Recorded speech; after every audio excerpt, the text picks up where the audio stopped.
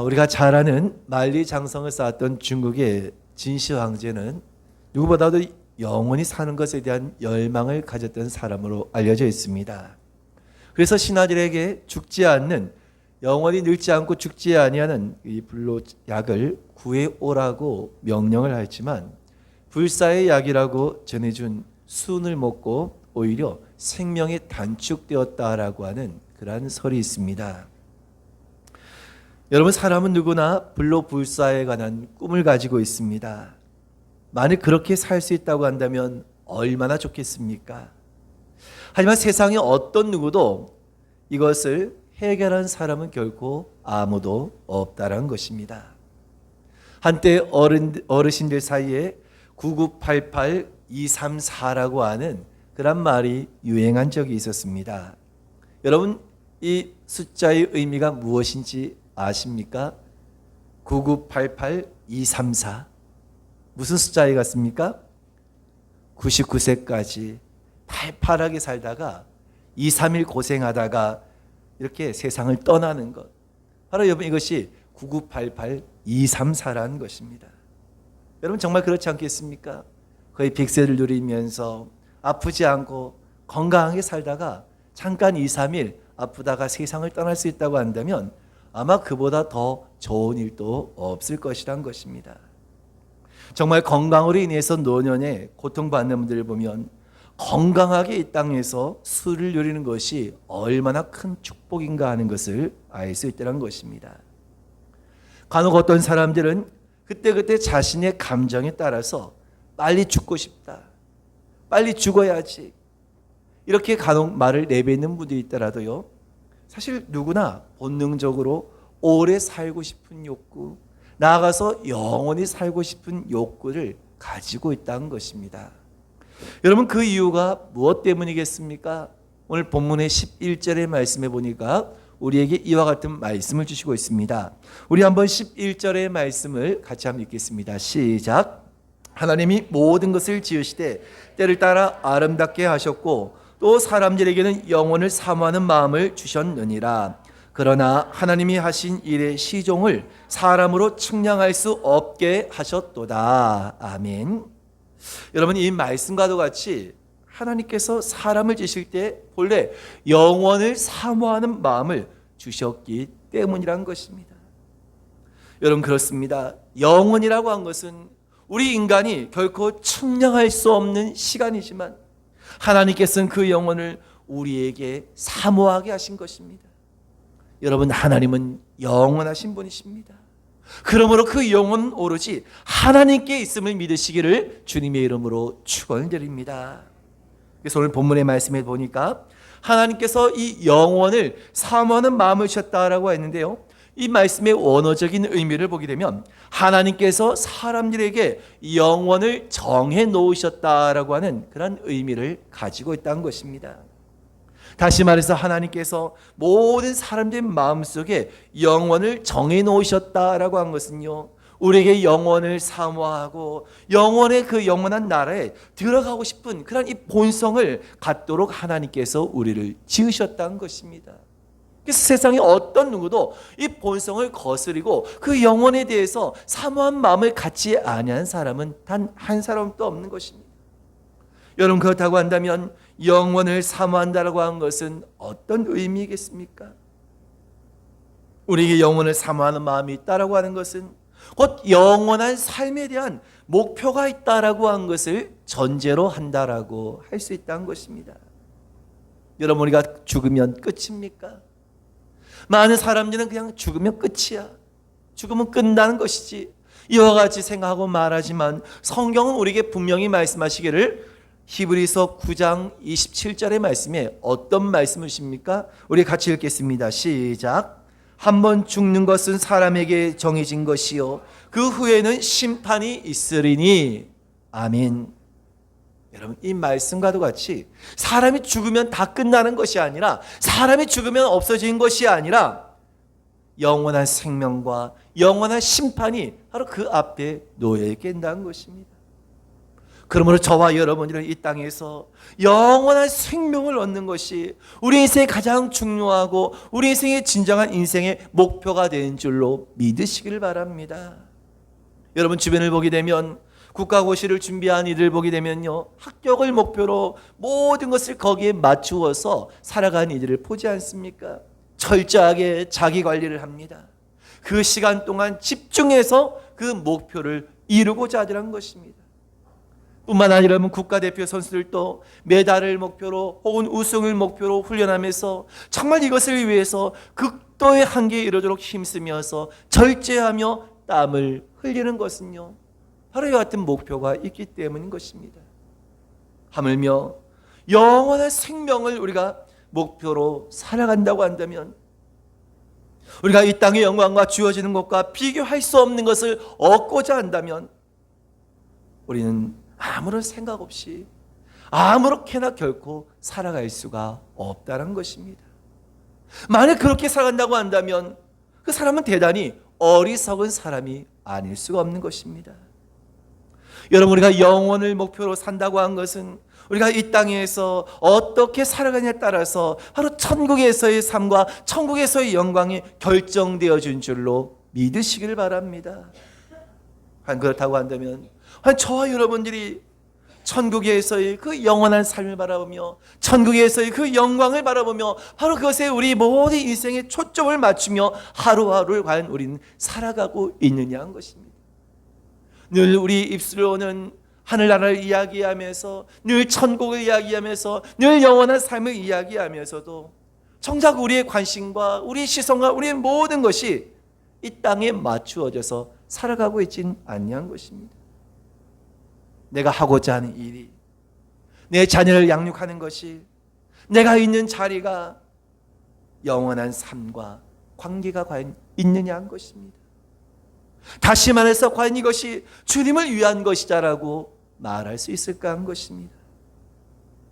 사도 바울은 누구보다 이것에 대한 분명한 목표가 있었습니다. 그 영혼의 자신의 삶의 목적을 두고 그 목표를 두고 바로 그것을 향해서 달려나갔던 자가 바로 사도 바울이었던 것입니다. 그런 자신의 삶에 관해서 빌립보서 3장 14절에 바울은 이와 같이 고백을 합니다.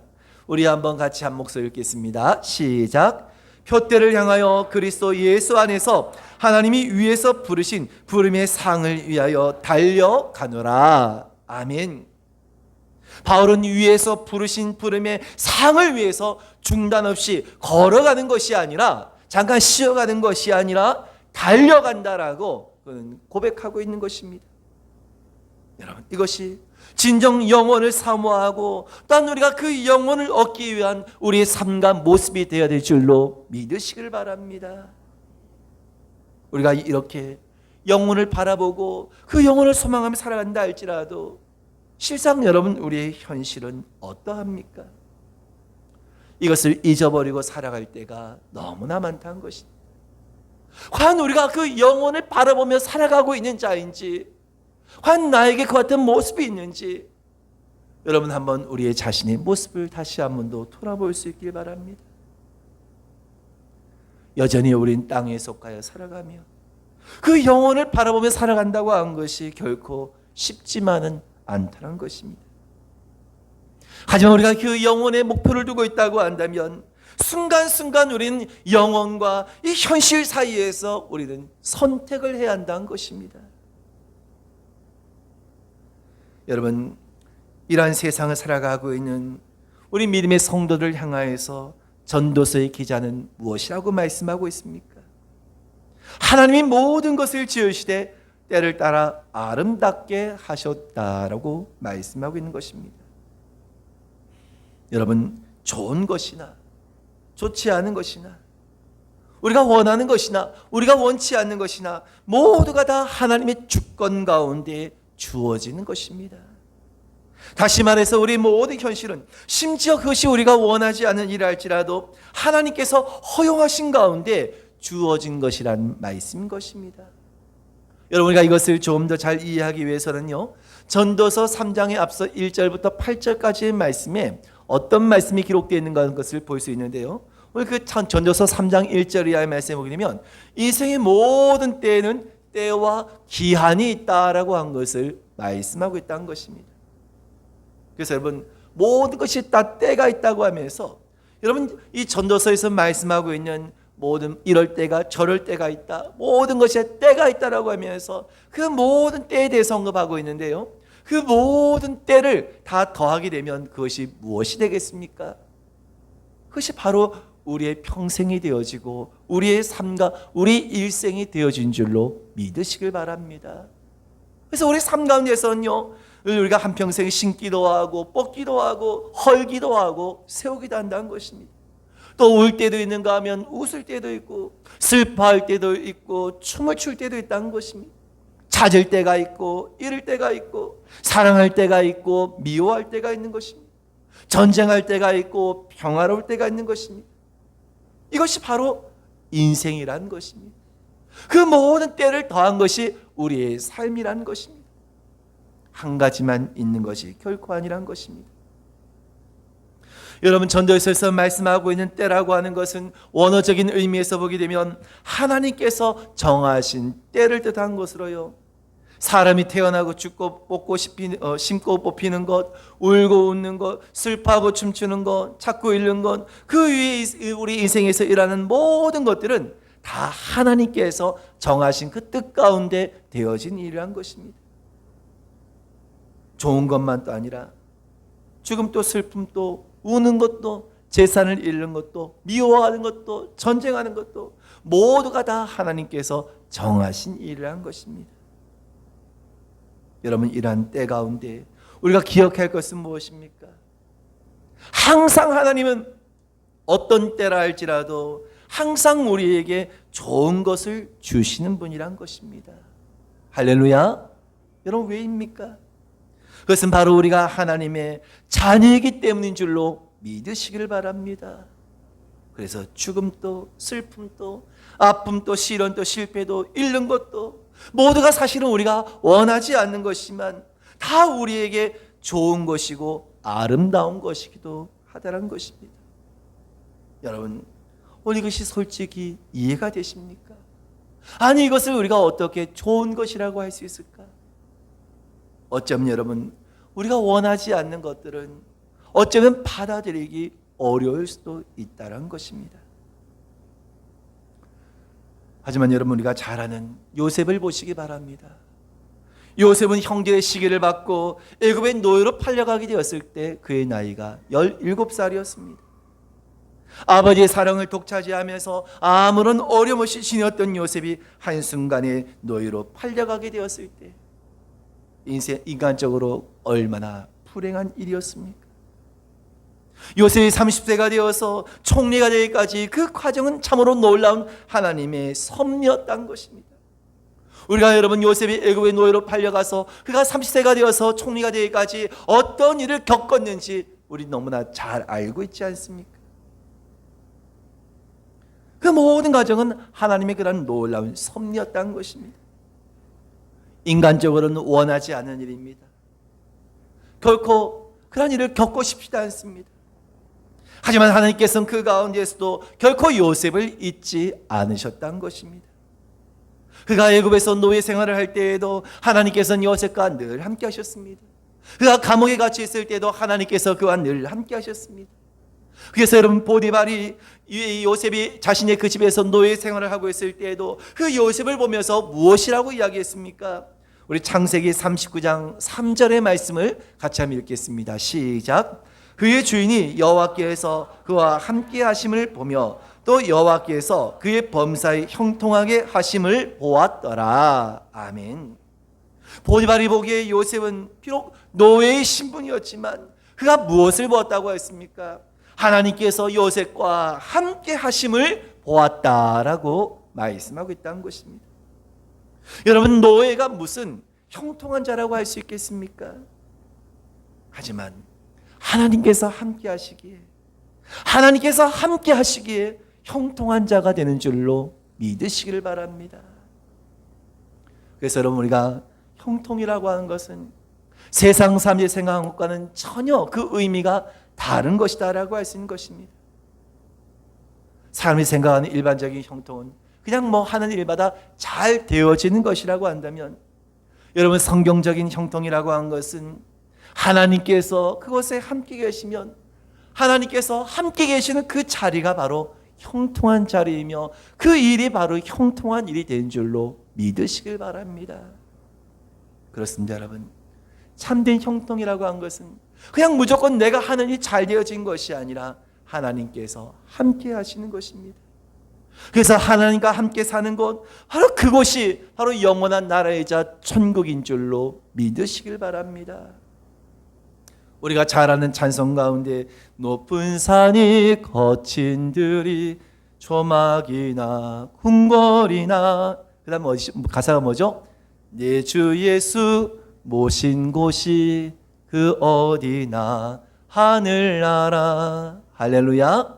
어디가요? 내 주 예수를 모신 그곳이 바로 하늘나라는 것입니다. 여러분, 우리가 잘 아는 찬송가도 같이 요셉은 노예의 신분이었었지만, 죄수의 신분이었지만 하나님께서 요셉과 함께 하셨기 때문에 요셉은 형통한 자가 되었던 것처럼, 오늘 저와 여러분들도 언제나 하나님께서 함께 하심으로 이와 같은 형통한 사람으로 살아가시기를 주님의 이름으로 축원드립니다. 이처럼 요셉은 애굽의 노예로 팔려가게 되었지만, 그가 원치 않는 일을 겪었지만 하나님께서는 그 자리에서도 그 순간 또 요셉을 잊지 아니하시고 그와 함께 하셨던 것입니다. 여러분, 마찬가지로 오늘 하나님께서 비록 우리가 지금 내가 생각하기에는 내가 지금 겪고 있는 일이, 지금의 나의 상황이 내가 전혀 원치 않는 그런 상황과 그런 일을 겪고 있다 할지라도 하나님께서는 저와 여러분 가운데 함께 계신다는 사실을 믿으시길 바랍니다. 사람들은 다 나를 잊는다 할지라도 하나님께서는 결코 오늘 저와 여러분을 잊지 아니하신 분이십니다. 이사야서 49장 15절 이하의 말씀 읽겠습니다. 시작. 여인이 어찌 그 젖먹는 자식을 잊겠으며 자기 태에서 난 아들을 긍휼히 여기지 않겠느냐. 그들은 혹시 잊을지라도 나는 너를 잊지 아니할 것이라. 내가 너를 내 손바닥에 새겼고 너희 성벽이 항상 내 앞에 있나니. 아멘. 하나님께서 뭐라고 말씀하고 계십니까? 내가 너를 내 손바닥에 새겼다라고 말씀하고 계시다는 것입니다. 여러분, 물론 하나님께서 우리와 같은 손을 가지고 계신 분은 아시지만 그 말씀의 의미는 무엇입니까? 그만큼 우리를 가까이 하시고 그만큼 우리를 결코 잊지 아니하신다라고 하는 의미인 것입니다. 그래서 여러분, 요셉이 훗날 애굽의 총리가 되어지고 그의 형들이 두려운 마음으로 그 앞에 서게 되었을 때 요셉이 무엇이라고 말합니까? 창세기 45장 8절의 말씀을 같이 읽겠습니다. 시작. 그런즉 나를 이리로 보낸 이는 당신들이 아니요 하나님이시라.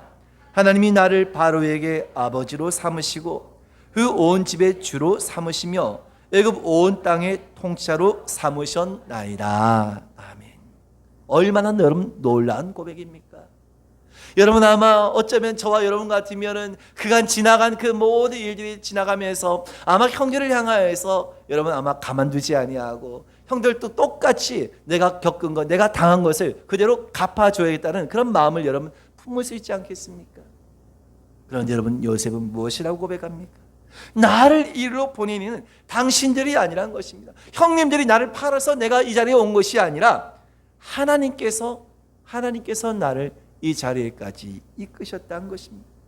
하나님께서 나를 애굽에 보내시고 하나님께서 나에게 노예 생활을 지나게 하시고 감옥에 갇히게 하시고 그리고 마침내 나를 애굽의 총리 자리까지 하나님께서 나를 세우셨다는 것입니다. 여러분, 어떻게 그럴 수 있겠습니까?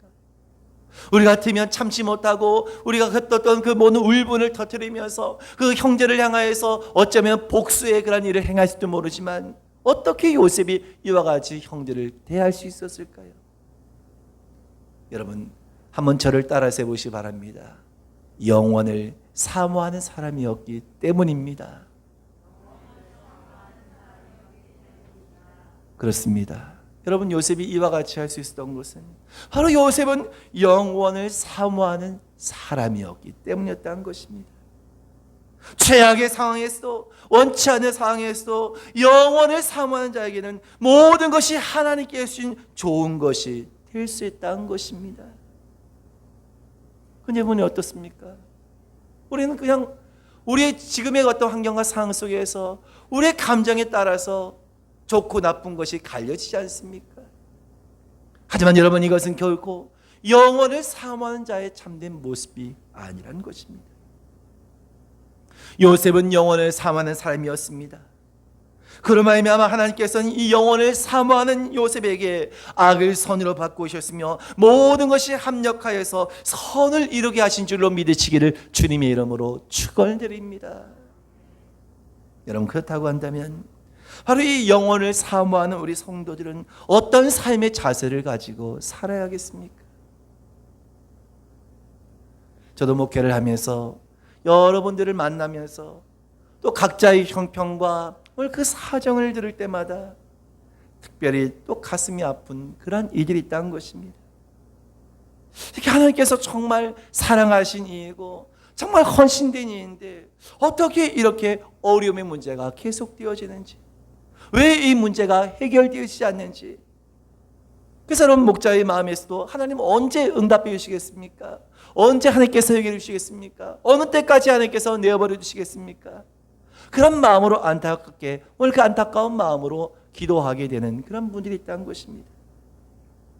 그런데요, 오늘 본문의 11절 하반절의 말씀에 보니까 이러한 말씀이 있습니다. 그러나 하나님이 하신 일의 시종을 사람으로 측량할 수 없게 하셨도다. 여러분, 그렇습니다. 하나님이 하신 일을 우리가 모르는 것이 지극히 정상이라는 것입니다. 요셉이 애굽의 노예로 팔려갔을 때 왜 하나님이 자신이 이런 곳으로 보내시고 이런 환경에 두시는지 도무지 이해할 수 없었을 것입니다. 마찬가지로 오늘 저와 여러분들이 이 땅을 살아가면서 당하는 모든 시련과 그 어려움과 그 문제는 언제 끝이 날까요? 여러분, 혹시 그거 아십니까? 언제 끝이 날까요? 정확한 것은 우리가 천국에 이를 때, 우리가 그 영원한 날에 이를 때는 반드시 끝이 나게 될 것이란 것입니다. 하지만 지금은 우리가 알 수 없다는 것입니다. 여러분, 그렇다고 한다면 우리가 그 천국에 이르기까지, 그 영원한 날에 이르기까지 우리가 이 땅을 살아가는 동안 영원을 사모하는 자가 되어서 우리는 과연 어떠한 모습으로, 어떤 자세로 살아가야 하냐는 것입니다. 오늘 본문의 말씀에 보게 되면 그것을 크게 두 가지로 말씀하고 있다는 것입니다. 그 첫째는 무엇일까요? 언제나 우리에게 주어진 현실을 하나님께서 언제나 늘 가장 좋은 것으로 주신 것으로 받아들이며 기뻐하며 감사하는 것입니다. 할렐루야. 여러분, 우리 본문의 12절과 13절의 말씀을 같이 한번 읽겠습니다. 시작. 사람들이 사는 동안에 기뻐하며 선을 행하는 것보다 더 나은 것이 없는 줄을 내가 알았고, 사람마다 먹고 마시는 것과 수고함으로 낙을 누리는 그것이 하나님의 선물인 줄도 또한 알았도다. 아멘. 여러분, 여기서 말씀하고 있는 먹고 마시고 수고하는 것은 우리의 일상적인 것이다 라고 할 수 있는 것입니다. 다시 말해서 우리의 인생을 뜻하는 것입니다. 여러분, 그렇습니다. 아까 서두에 언급된 것처럼 모든 것이 때가 있다고 했습니다. 얻을 때도 있고 잃을 때도 있고, 기쁠 때도 있고 슬플 때도 있고, 살 때도 있고 죽을 때도 있고, 모든 것이 다 때가 있다고 했는데요, 그 때를 하나하나, 그 떨어진 그 때를 하나로 묶으면 무엇이 된다고 했습니까? 그것이 바로 우리의 인생이라는 것입니다. 마찬가지로 우리 인생은 그 하나하나가 하나님의 선물인 것입니다. 그러면 여러분, 우리에게 주어진 그 모든 것을 하나님께서 우리에게 주신 선물로, 하나님께서 우리에게 은혜로 주신 자세를 우리는 가져야 한다는 것입니다. 그래서 여러분, 지금 나에게 준 모든 것들이 하나님께서 나에게 언제나 늘 가장 좋은 것으로 주신 것으로 받아들일 때 우리는 어떠한 환경과 상황 가운데서도 기뻐하고 감사할 수 있게 되는 것입니다. 바로 이것이 영원을 사모하는 마음을 가진 자의 삶의 자세이자 모습인 것입니다. 두 번째는 무엇입니까? 영원을 사모하는 자는 늘 그 마음속에 하나님을 경외하는 그런 삶을 살아야 한다는 것입니다. 여러분, 우리 본문의 14절의 말씀을 같이 읽겠습니다. 시작. 하나님께서 행하시는 모든 것은 영원히 있을 것이라. 그 위에 더할 수도 없고 그것에서 더할 수도 없나니 하나님이 이같이 행하심은 사람들이 그의 앞에서 경외하게 하려 하심인 줄 내가 알았도다. 아멘. 하나님이 행하시는 모든 것은 영원히 있을 것이라. 여러분, 그렇습니다. 지금 또 그 하나님께서는 바로 영원의 목적인 그 천국을 향하여서, 그 영원한 나라를 향하여서 저와 여러분들을 지금 또 이끌어가고 계심을 믿으시길 바랍니다. 그래서 우리가 지금에 주어진 모든 상황과 지금에 우리에게 주어진 모든 현실도 그 결국은 하나님께서 우리를 그 영원한 나라를 이끄시기 위한 하나의 과정이란 것입니다.